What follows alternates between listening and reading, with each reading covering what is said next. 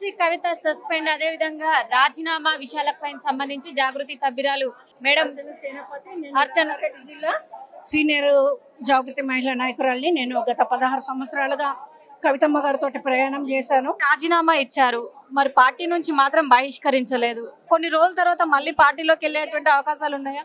ఇలాంటిది జరుగుతుందని చెప్పేసి మేము కూడా ఎప్పుడు అనుకోలేదండి. ఇది నిజంగా కూడా చాలా బాధాకరమైన విషయము. ఎందుకంటే ఒక కుటుంబం లాగా ఒక కుటుంబాన్ని విచ్ఛిన్నం ఎవరు కూడా చేసుకోరు. ఆ కుటుంబం అంతా కలిసి కూడా ఒక రాష్ట్రాన్ని, తెలంగాణ రాష్ట్రాన్ని తీసుకొచ్చారు. ఆ తెలంగాణ రాష్ట్రంలో బంగారు తెలంగాణ తీసుకురావడానికి కారణమైన కవితమ్మ గారు. ఎందుకంటే 2006 నుంచి ఎన్నో ప్రోగ్రామ్స్ చేసి మేము కూడా తెలంగాణ జాగృతి టీఆర్ఎస్ ఒక తెలంగాణకు ఒక 2 కన్నుల్లాగానే పనిచేసాము. ఎక్కడైనా కూడా ఎలక్షన్స్ ఉన్నా, ఎమ్మెల్యే ఎలక్షన్స్ ఉన్నా, ఎమ్మెల్సీ ఎలక్షన్స్ ఉన్నా, ఎంపీ ఎలక్షన్స్ ఉన్నా, ఏవి కూడా ఏ ఎలక్షన్లు అయినా కూడా ఒక కుడి కన్నులాగానే మేము పనిచేసామండి. ఎక్కడ కూడా కేసీఆర్ సారే మా బాస్. ఎప్పుడు కూడా మేము ఎదురు మాట్లాడిన దాఖలాలు కానీ ఏవి కానీ ఎప్పుడు కానీ లేవు. నిజంగా కూడా ఇది ఈరోజు ఇట్లా జరగడం అనేది చాలా బాధాకరమైన విషయము. ఇంకొకటి ఏంటంటే అమ్మ చెప్పినట్టుగా కొన్ని దుష్ట శక్తులే మా అక్కను ఈరోజు మా కవితమ్మ గారిని ఈ విధంగా తీసుకొచ్చే స్టేజ్ ఏర్పడింది. నిజంగా కూడా అక్క కంటే కూడా ఎవరు ఎక్కువ పని చేయలేదు. సరే ఉండొచ్చు, అందరం కూడా ఉండొచ్చు. మన టీఆర్ఎస్ గవర్నమెంట్ వెనక హరీష్ అన్న ఉండొచ్చు, ఎవరైనా ఉండొచ్చు, కేటీఆర్ అన్న ఉండొచ్చు. కానీ ఒక మహిళ అయి ఉండి తన వంతు పాత్రగా తెలంగాణ జాగృతి అనేది ఒక సంస్థ పెట్టేసి, ఎందుకంటే ఒక టైంలో బతుకమ్మలు ఆడాలంటేనే చాలా సిగ్గుపడుతున్న తరుణంలో ప్రతి దగ్గర బతుకమ్మలు ఆడుతూ ఖండాంతరాలలో కూడా ఒక బతుకమ్మ ప్రోగ్రామ్ను ఒక హైలైట్ చేసి ఇక్కడ తెలంగాణలో బతుకమ్మ పండగ రోజు ఒక సెలవు దినంగా ఇప్పించిన ఘనత మన సంస్కృతిని అంతా కూడా తెలియజేసింది. వంట వార్పుతోటి ఎక్కడ పడితే అక్కడ మనం కూర్చుండి తెలంగాణ బతుకమ్మలు ఎత్తుకొని మనం నిరసన తెలిపి మనం తెలంగాణను సాధించుకున్నాము. అట్లాంటిది ఇప్పుడు ఎలాంటి అక్కపత్ర లేదు అన్నట్టుగా తెలంగాణ రావడంలో అక్కపత్ర ఎలాంటిది లేదు అన్నట్టుగా ఇలా నోటీసులు ఇవ్వడం అనేది మాకు చాలా బాధాకరంగా అనిపిస్తుంది.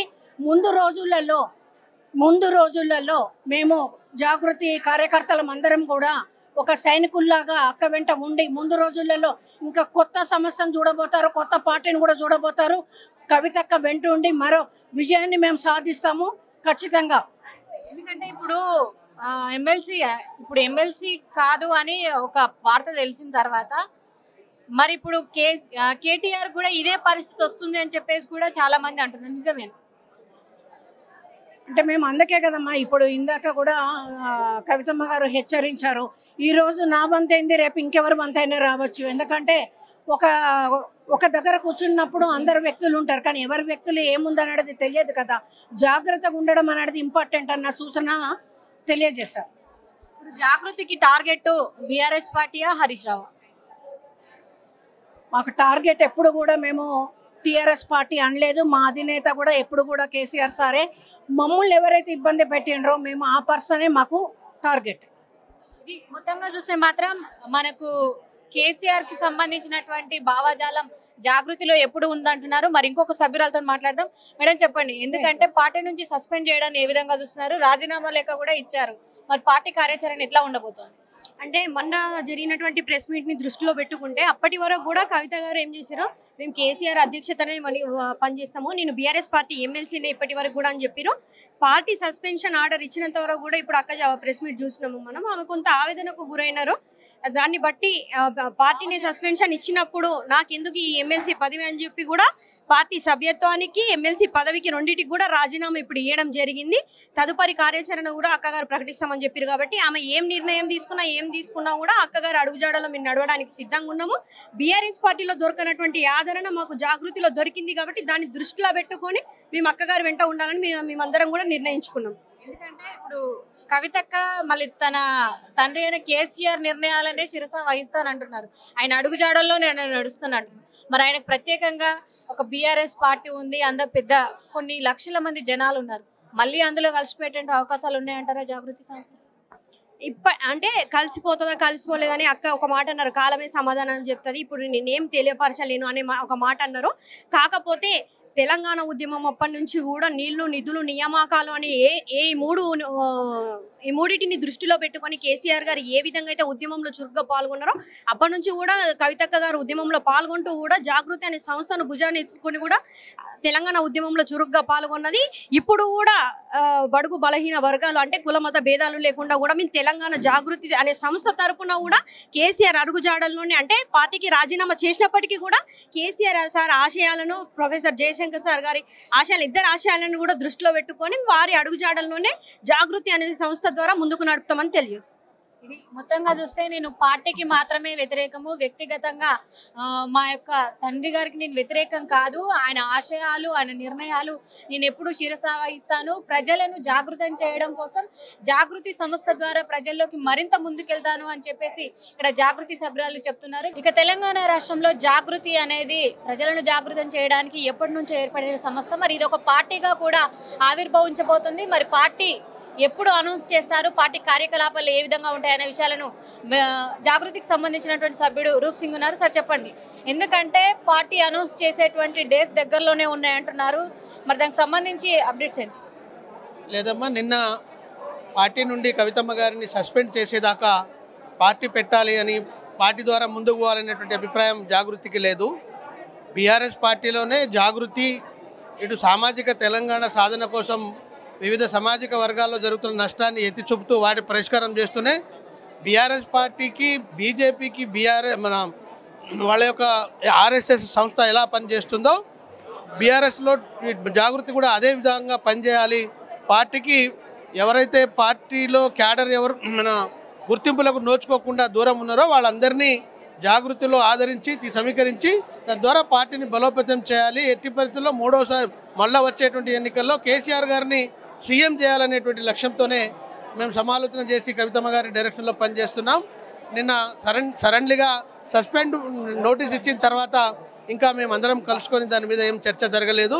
రేపెల్లుండి మళ్ళీసారి కూర్చున్న తర్వాత అక్కగారు తీసుకునేటువంటి నిర్ణయంలో భాగంగానే జాగృతి పనిచేస్తుంది. కానీ ఎందుకంటే సస్పెండ్ చేసేటువంటి ఒక 2-3 గంటల ముందు కేసీఆర్తో కలిశారు. ఎందుకంటే దాదాపు గంటల తరబడి కూడా ఈ విషయాలపై డిస్కషన్ జరిగిన అనంతరమే కూడా సస్పెండ్ అనేది ఒక ఉత్తర్వులు అయితే జారీ చేయడం జరిగిందని. నిజంగా వాళ్ళ తండ్రి వాళ్ళ అన్నయ్య ఉన్నటువంటి ప్లాన్లోనే భాగంగా అనుకోవచ్చా? మేము అదే చెప్తున్నామమ్మ. కవితమ్మ గారు పార్టీ అంతర్గత ప్రజాస్వామ్యబద్ధంగానే పార్టీలో క్యాడర్ అనేక జిల్లాలలో నియోజకవర్గాల్లో ఆందోళనలకు గురవుతూ ఉన్నారు. ఆయా ప్రాంతంలో ఉండేటువంటి ఎమ్మెల్యేలు కానీ లేదా ఇన్ఛార్జీలు కానీ గతంలో వాళ్ళు మంత్రులుగా చేసినటువంటి వాళ్ళు కూడా పార్టీ క్యాడర్ని అందరినీ కూడా సమానంగా చూడలేదు. వాళ్ళ వెనుక ఉన్నటువంటి గ్రూపులను మాత్రమే ప్రోత్సహించారు. నిజంగా తెలంగాణ ఉద్యమం చేసి ఆ ఏరియాలో ఉన్నటువంటి ఉద్యమకారులు ఎవరికి కూడా తగినటువంటి గుర్తింపు ఇవ్వలేదు. అలాంటి అనేకమైనటువంటి వ్యక్తులు వచ్చి కవితక్క గారికి చెప్పడము, అదేవిధంగా కవితక్క గారు అనేక నియోజకవర్గాల్లో తిరుగుతున్నప్పుడు ఆయా ప్రాంతాల్లో ఉండే కార్యకర్తలు వాళ్ళ యొక్క ఆ బాధల్ని సమస్యల్ని వివరించినటువంటి సందర్భాన్ని పార్టీ దృష్టికి తీసుకెళ్ళి పార్టీలో లోపాలు ఉన్నాయి, నాయకులు సరిగా వ్యవహరిస్తలేరు, వాళ్ళందరినీ గుర్తించి తగినటువంటి మార్పులు చేర్పులు చేసుకుంటూ పార్టీని సంరక్షించుకోవాలని చెప్పేసి ఆమె ఎత్తి చూపినటువంటి పాయింట్లను పరిష్కరిస్తారు, చూస్తారు, జరిగిన ప్రతి దాని మీద చర్చ చేస్తారు అనేటువంటి ఆశించాం తప్ప కవితమ్మ గారి మీదనే సస్పెండ్ వేస్తారని ఊహించలేదు.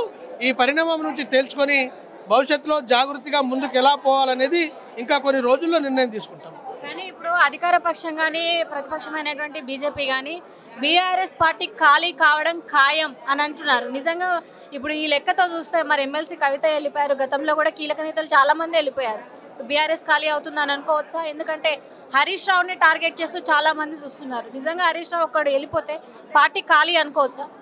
అలా ఎప్పటికీ అనుకోవడానికి వీల్లేదమ్మా. కేసీఆర్ తెలంగాణ సాధించినటువంటి ఒక గొప్ప నాయకుడు.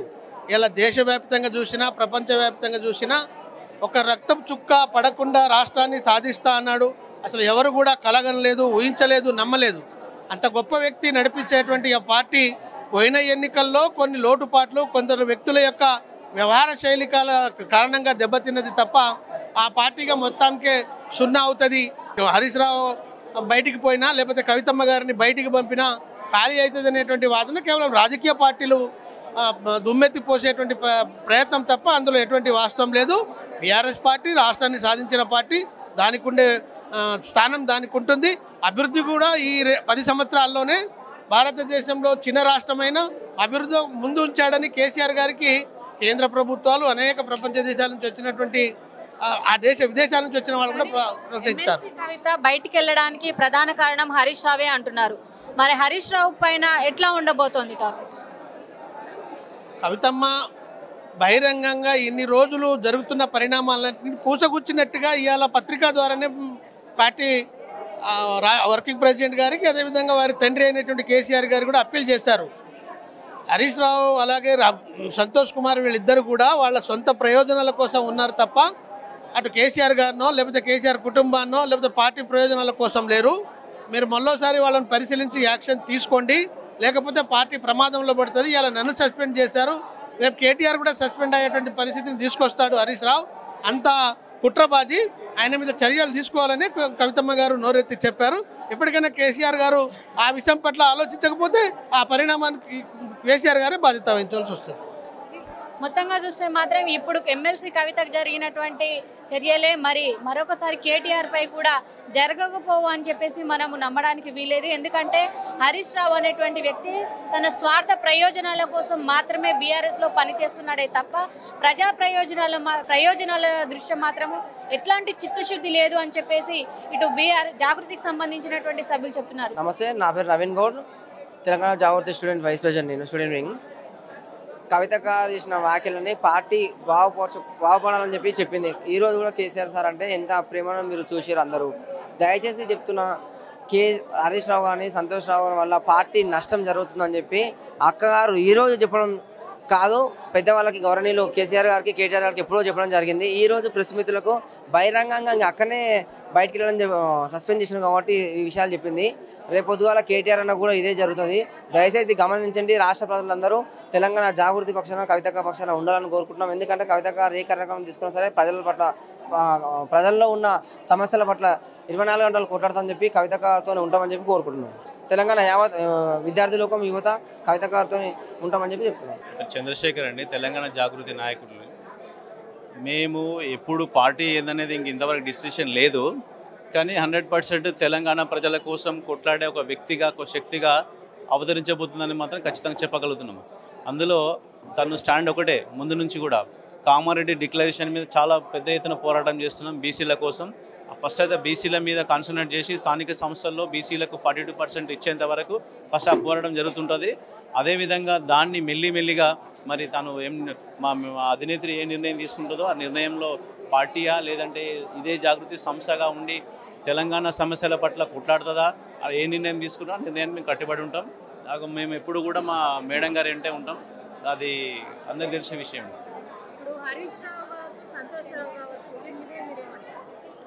హరీష్ రావు సంతోష్ రావు అనే వాళ్ళు వెన్నుపోటుదారులు వాళ్ళండి. ఆల్రెడీ ఒక చాప్టర్ మనం చూసాం. ఉమ్మడి ఆంధ్రప్రదేశ్ ఉన్నప్పుడు చంద్రబాబు గారు ఏ విధంగా అయితే రామారావు గారిని వెన్నుపోటు పొడిచాడో అదే ఎపిసోడ్ పునరావృతం కాబోతుందనే దానికి సంకేతం 100% జరుగుతుంది. ఆ జరిగే కుట్రని ముందుగానే గ్రహించిన మా అధినేత్రి బయటపెట్టడం జరిగింది. ఇప్పుడు వాళ్ళు సందిగ్ధంలో పడ్డారు. అరే మన కుట్రలు బయటపడుతున్నాయని చెప్పేసి వాళ్ళు ఇప్పుడు చాలా భయాందోళనలో ఉన్నారు. వాళ్ళు ఇప్పుడు ఎన్ని కుట్రలు పనినా కూడా వాళ్ళకంటే 10 ఎక్కువ ఆలోచించే శక్తి మా అధినేత్రికి ఉంది. కాబట్టి వాళ్ళ కుట్రలు మా అధినేత ముందర ఏం పని చేయవు. అలాంటి కుట్రలను తిప్పికొట్టే శక్తి మా అధినేత్రికి ఉంది. 100% తిప్పికొడుతూనే ఉంటుంది, కేసీఆర్ని కాపాడుతూనే ఉంటుంది. బీఆర్ఎస్ పార్టీ నుంచి ఎమ్మెల్సీ కవితను అయితే సస్పెండ్ చేయడం జరిగింది. ఇక ఆ విషయాలపై కూడా ఈరోజు మీడియా ముఖంగా కొన్ని విషయాలు అయితే వెల్లడించడం జరిగింది. మరి ఈ విషయాలకు సంబంధించి బీఆర్ఎస్ కార్యకర్తలు ఉన్నారు, వాటితో మాట్లాడదాం. సార్ చెప్పండి, ఎందుకంటే నిన్న సస్పెండ్ చేయడం, ఈరోజు రాజీనామా లేఖ పంపించడం ఏ విధంగా చూస్తారు? ఇక బీఆర్ఎస్ పార్టీ ఎమ్మెల్సీగా ఉన్నటువంటి కవితక్కను సస్పెండ్ చేస్తున్నట్టుగా నిన్న ప్రకటించినారు.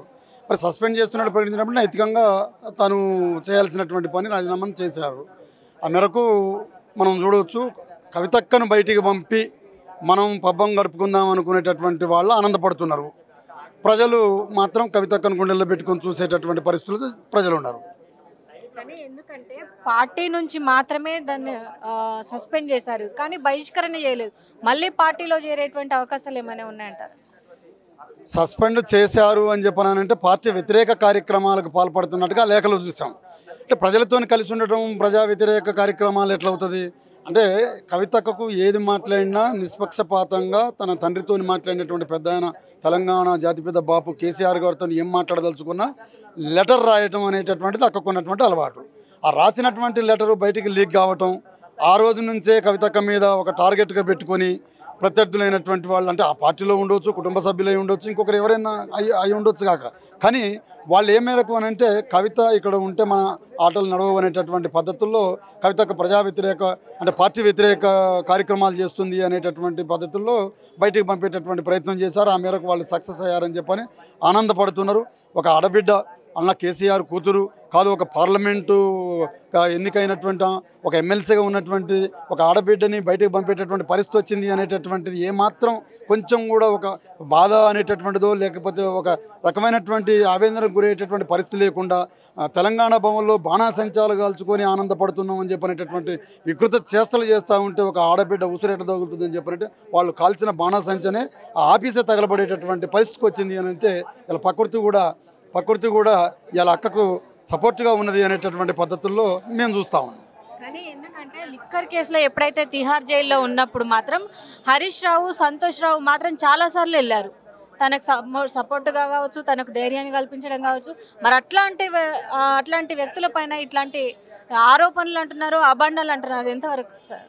ఇప్పుడు గంట సేపు అక్క పెట్టినటువంటి ప్రెస్ మీట్ మీరైతే పరిశీలనగా చూసినారు. ఎవరైతే బయటికి అట్లా కనబడుతూ సింపతిగా చూపిస్తామని చెప్పని అనుకుంటున్నారో వాళ్ళే ఇవాళ ఈ సస్పెండ్ కారణమయ్యేటటువంటి పరిస్థితి అక్క తన నోటితోనే తను చెప్పినటువంటి పరిస్థితి. వాళ్ళు పంపాలని అనుకున్నారు, ఆ మేరకు విజయం సాధించినారు, సస్పెండ్ చేయించినారు. కొత్త పార్టీ పెట్టేటువంటి అవకాశాలు ఉన్నాయి. ఎందుకంటే ఒకవేళ కొత్త పార్టీ పెడితే ఉన్నటువంటి బీజేపీ కావచ్చు, కాంగ్రెస్ కావచ్చు, ఇప్పుడు బీఆర్ఎస్ కూడా టార్గెట్. ఎందుకంటే ఏ పార్టీని ఎక్కువ ఫోకస్ చేస్తుంది. ఇవాళ అక్క సుదీర్ఘంగా మాట్లాడిన ప్రెస్ మీట్లో తను జాగృతి నాయకురాలుగా కేసీఆర్ బిడ్డగా మాత్రమే మాట్లాడినారు.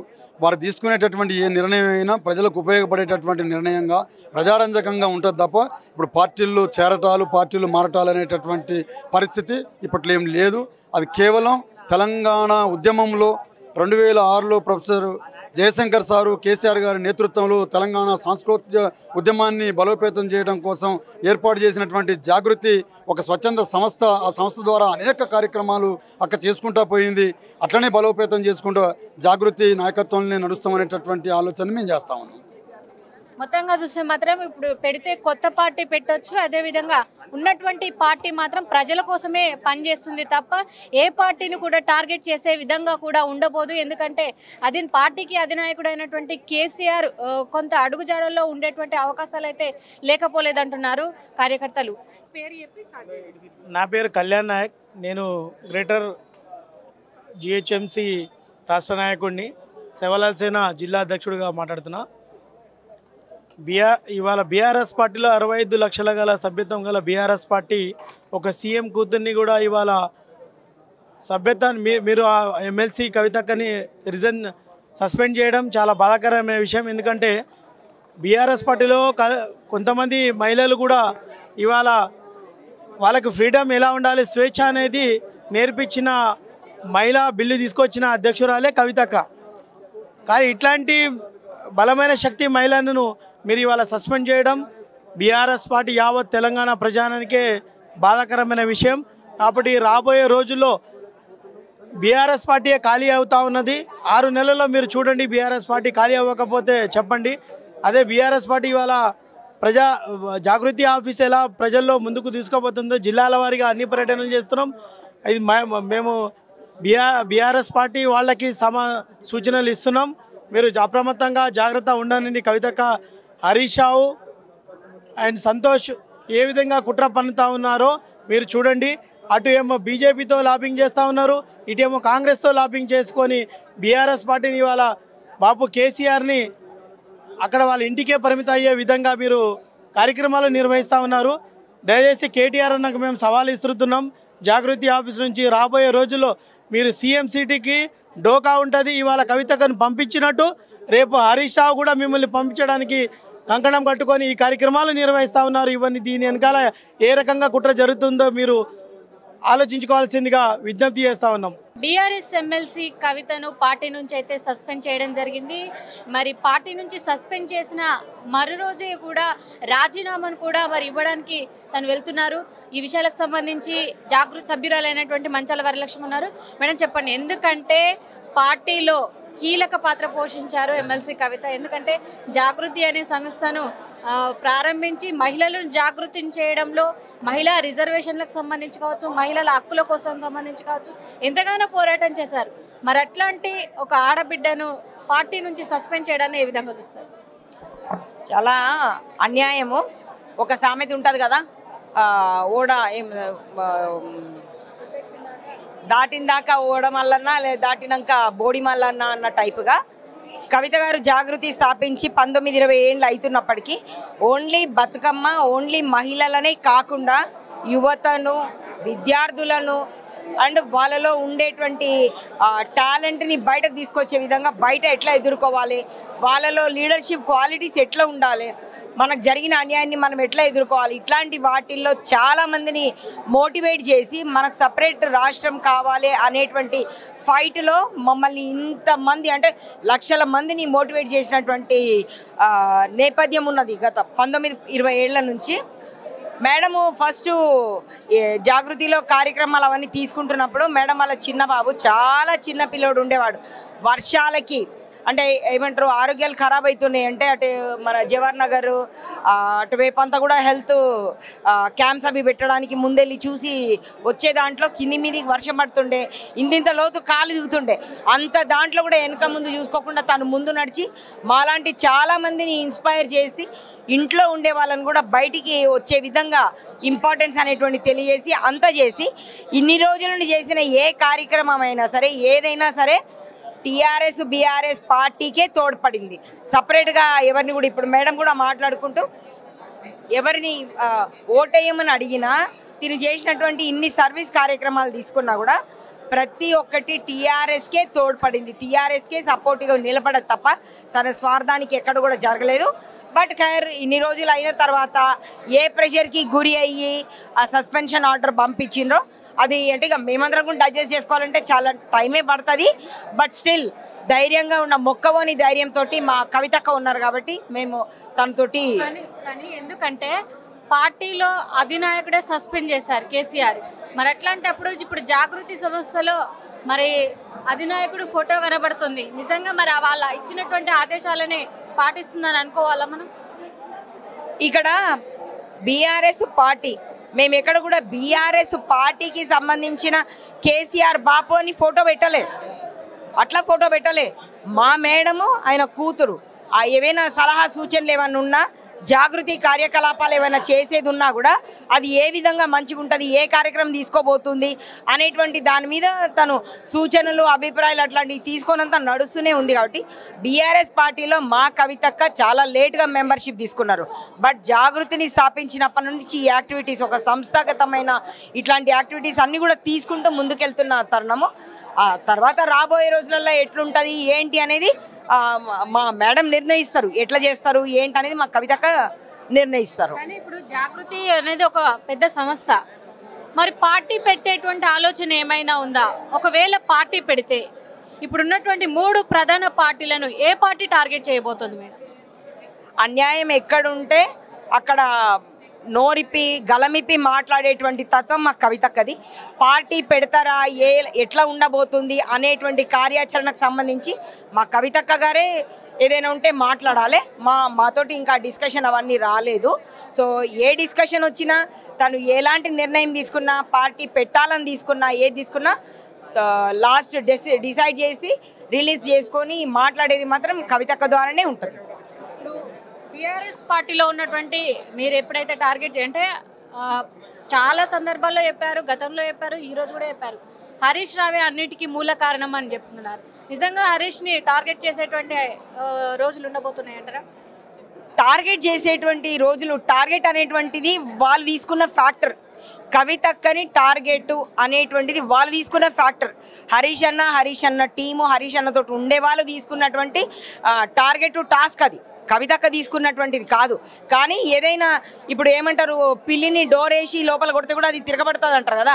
మరి అట్లాంటిది పులిలాగా ఇన్ని యాక్టివిటీస్ చేసుకుంటూ తను అలోన్గా ఉండి ఇంత పెద్ద సంస్థను స్థాపించి ఇంతమందిని అందులో ఏకం చేసి వాళ్ళందరినీ భాగస్వామ్యం చేసి ఇవన్నీ ఒక పార్టీకి ఒనగూర్చేటట్టు చేసినటువంటి మా కవితక్క ఊరికే ఎట్లా ఊరుకుంటుంది? ఇప్పుడు ఇంత స్పష్టంగా ఇప్పుడు ఊరికే చెప్పే మాటలైతే అన్ని సందర్భాలు చెప్పుకుంటూ ఎగ్జాంపుల్ చెప్పుకుంటూ చెప్పేటువంటి సిచ్యువేషనే ఉండదు. తను అట్లా చెప్పింది అంటే అవన్నీ కూడా నిజం ఉండేటివే. ప్రెస్ వాళ్ళ దగ్గర అబద్ధాలు మాట్లాడేటటువంటిది లేదు కదా.